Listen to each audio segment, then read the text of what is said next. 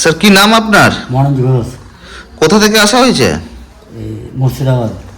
তো কি সমস্যার জন্য এসেছেন এখানে? কিডনির সমস্যা। তো এখানে যখন এসেছিলেন আপনার ক্রিয়েটিনাইন কত ছিল? 523। 5.23।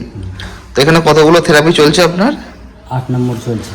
8 নম্বর চলছে। তো 8 নম্বর থেরাপি নেওয়ার পর আপনার শরীরে কিছু পরিবর্তন এসেছে? অনেক সুস্থ লাগছে তো। অনেক নিজেকে সুস্থ লাগছে। তো খিদে বেড়েছে বা ঘুম বেড়েছে এরকম কিছু আছে? খিদে বেড়েছে, ঘুম পাচ্ছে শরীরে।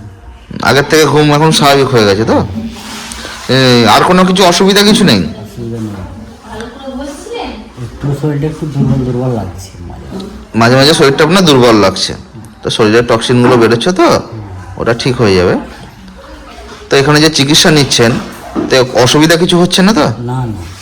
তাই জলে যে আপনি বসে আছেন তাই তো অসুবিধা কিছু হচ্ছে না আপনার? আর এখানকার স্টাফ, এখানকার ডাক্তারবাবুদের ব্যবহার কেমন? ভালো।